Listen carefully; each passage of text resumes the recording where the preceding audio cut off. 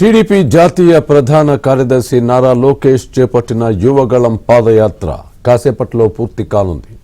Aganampudi toll gate సమీపంలో యువగళం ముగింపు పైలాన్ను నారా లోకేష్ ఆవిష్కరించనున్నారు. గతంలో చంద్రబాబు మీకోసం పాదయాత్ర పైలాన్ ప్రాంతంలోనే యువగళం పాదయాత్ర ముగింపు పైలాన్ను ఏర్పాటు చేశారు.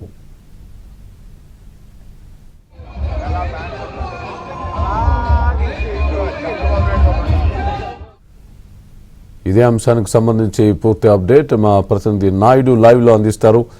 నాయుడు, చెప్పండి. స్వామి, ఇప్పుడు మనం ప్రస్తుతం విశాఖలో ఏదైతే అగనంపూడి టోల్ గేట్ పక్కనే ఉన్నటువంటి శివాజీనగర్ దగ్గర ఉన్నాం. ఇక్కడ ఆల్రెడీ గతంలోనే నారా చంద్రబాబు నాయుడు మీకోసం పాదయాత్ర చేసినప్పుడు వేసినటువంటి పైలాన్ మనకు ఆల్రెడీ కనిపిస్తుంది. అదే ప్రాంతంలో ఇప్పుడు నారా లోకేష్ కూడా తన పాదయాత్రను పూర్తి చేస్తున్నారు. సో 2013లో ఏప్రిల్ నెలలో దీన్ని ఇక్కడ పూర్తి చేసి ఈ పైలాన్ ఆయన నడిచినటువంటి పాదయాత్రకి చిహ్నంగా ఇక్కడే ఏర్పాటు చేశారు. ఇక్కడి నుంచే పూర్తి స్థాయిలో ఆయన పాదయాత్ర అనేది ఇక్కడతో ఆఫ్ చేయడం జరిగింది. ఇప్పుడు లోకేష్ కూడా అదే ప్రాంతంలో క్లోజ్ చేస్తున్నారు. సుమారుగా 3132 కిలోమీటర్లు ఇక్కడికి పాదయాత్ర. ఇప్పుడు ఆల్రెడీ మనం చూస్తున్నాం పక్కనే ఇంకొక పైలాన్ ఆల్రెడీ ఆవిష్కరించడానికి కూడా సిద్ధంగా ఉంది. మరి కాసేపట్లో ఇక్కడ లోకేష్ చేరుకొని దీన్ని ఆవిష్కరించనున్నారు. ప్రస్తుతం ఇక్కడ మాజీ మంత్రి గంటా శ్రీనివాసరావు బండారు గారు కూడా ఉన్నారు. సార్ చెప్పండి, గతంలో ఇక్కడే ఇదే ప్రాంతంలో చంద్రబాబు నాయుడు మీకోసం పాదయాత్ర చేశారు. సో ప్రజల సమస్యలు అన్నీ తెలుసుకొని ఇదే ప్రాంతం, సో మళ్ళీ అదే ప్రాంతానికి మళ్ళీ లోకేష్ పాదయాత్ర కూడా వస్తుంది. ఇది ఒక సెంటిమెంట్గా మేము అదృష్టంగా భావిస్తున్నాం.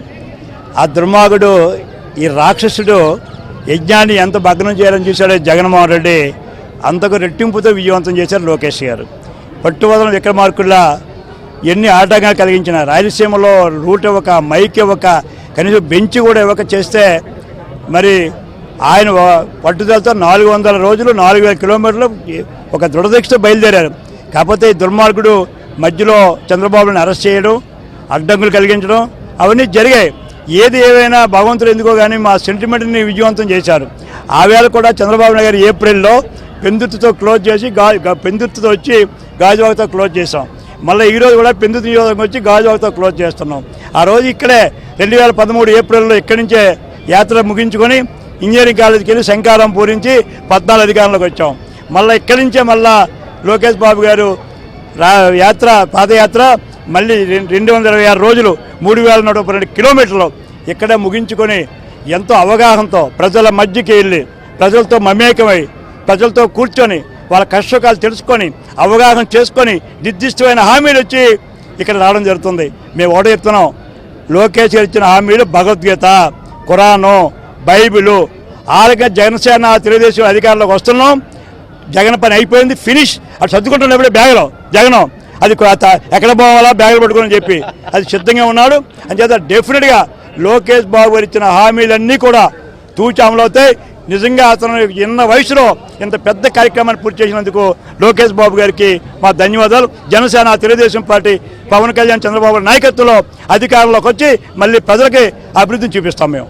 సో ఆల్రెడీ లోకేష్ కోరమన్నపాలెం చేరుకోవడం జరిగింది. అక్కడ ఉన్నటువంటి ఎవరైతే స్టీల్ ప్లాంట్ కార్మికులతో మాట్లాడి మరి కాసేపట్లో ఇక్కడ రానున్నారు. సో గతంలో ఇదే ప్రాంతంలో చంద్రబాబు నాయుడు గారు పైలాన్ ఆవిష్కరించారు. సో అప్పుడు తర్వాత విజయబేరి పోయించారు. ఇప్పుడు అదే ట్రెండ్ మళ్ళీ కొనసాగించడానికి ఇదే ప్రాంతాన్ని ఎంచుకొని అది పక్కనే ఏర్పాటు చేస్తున్నారు.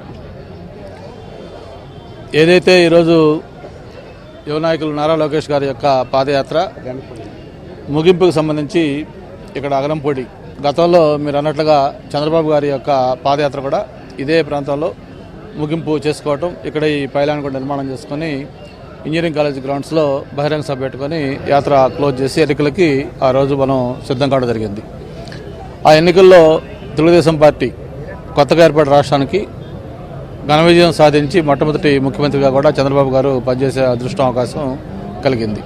ఇప్పుడు అదే సెంటిమెంటు మళ్ళీ ఆఫ్టర్ 10 years మన నారా లోకేష్ గారు కూడా తన పాదయాత్ర కూడా ఇది మామూలు పాదయాత్ర కాదు. గతంలో హిస్టరీలో ఎవరు కూడా ఒక సాహసం కూడా చేయని పాదయాత్ర. ఎందుకంటే 4000 కిలోమీటర్లు 400 రోజులు అనేది అది మామూలు అంతర సాధ్యమైన విషయం.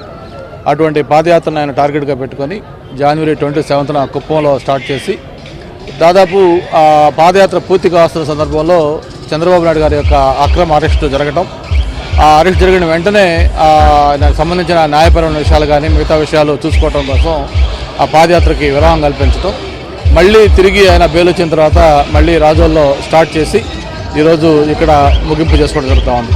యాక్చువల్గా అయితే ఆయన అప్ టు ఇచ్చాపురం దాకా వెళ్ళాలనేది ఒరిజినల్గా షెడ్యూల్ ప్లానింగ్. కాకపోతే ఒక పక్క ఎలక్షన్ల సమయం దగ్గర పడతా ఉంది, ఎప్పుడు ఎన్నికలు వస్తాయో కూడా తెలియని పరిస్థితిలో ఉన్నాం. ఆయన జాతీయ ప్రధాన కార్యదర్శిగా బాధ్యతలు చాలా ఉన్నాయి కాబట్టి పాదయాత్ర ప్రీపోన్ చేసుకొని కొంచెం షార్ట్ కట్ చేసుకొని ఇక్కడ క్లోజ్ చేసుకోవడం జరిగింది. ఆ రోజు 2014లో ఎలాగైతే సెంటిమెంట్గా అగరంపూడి ఈ పైలాన్ కంప్లీట్ చేసుకొని నెక్స్ట్ బహిరంగ సభ పెట్టి ఎలక్షన్కి వెళ్ళాము, అదే సెంటిమెంట్ తోటి ఈరోజు ఇక్కడే పాదయాత్ర కూడా పూర్తి చేసుకున్నాం. ఎల్లుండి మన విజయనగరం నెల్లిమర్ల కాన్స్టిట్యున్సీ పోలేపల్లిలో భారీ బహిరంగ సభ కూడా ఏర్పాటు చేస్తా ఉన్నాం. సో అక్కడ ఎలాంటి ఏర్పాట్లు చేస్తున్నారు అంటే ఆల్రెడీ గతంలో కూడా ఏ ఇంజనీర్ గ్రౌండ్లో పెట్టారు, సో ఇప్పుడు అదే ట్రెండ్ అక్కడ కొనసాగిస్తే ఎలాంటి ఏర్పాట్లు చేస్తున్నారు, ఎవరెవరు హాజరయ్యే అవకాశం ఉంది?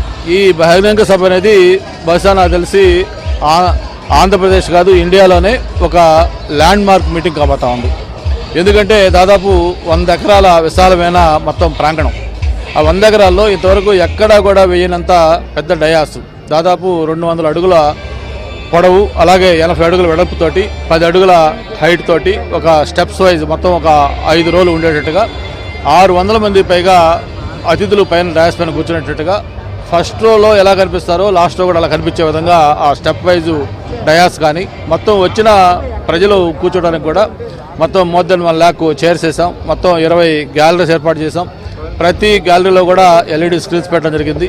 మొత్తం చివరి లాస్ట్లో నిలబడే ఉన్న మనిషికి కూడా ఆ ఫస్ట్లో ఉన్నదరికి ఎలా కనిపిస్తుందో ఎలా వినిపిస్తుందో సేమ్ ఫీల్ ఎఫెక్ట్ ఉండే విధంగా సౌండ్ సిస్టమ్ కానీ లైటింగ్స్ కానీ LED స్క్రీన్స్ కానీ ఇవన్నీ కూడా ఎక్కడికక్కడ ఏర్పాటు చేసాం. అలాగే వచ్చిన వాళ్ళందరికీ కూడా వాళ్ళకి కావాల్సిన మంచినీళ్ళు కానీ మద్యం ప్యాకెట్లు కానీ ఇవన్నీ ఏర్పాటు చేసాం. ముఖ్యంగా పార్కింగ్, ఎందుకంటే దాదాపు ఒక 5-6 వేల వెహికల్స్ వచ్చే అవకాశం ఉంది. మొత్తం 3 వైపులా అటు విజయనగరం రోడ్లో కానీ శ్రీకాకుళం రోడ్లో కానీ వైజాగ్ కానీ అన్ని వైపుల నుంచి కూడా దాదాపు అబెండెంట్ పార్కింగ్ ఇచ్చాం. వీటన్నిటితో పాటు ముఖ్యంగా ఈ మహాసభకు సంబంధించి మొత్తం 14 కమిటీలు ఏర్పాటు చేసుకుని 14 కమిటీలు కూడా ఈ సంవత్సరంతో పనిచేస్తూ ఉన్నాయి.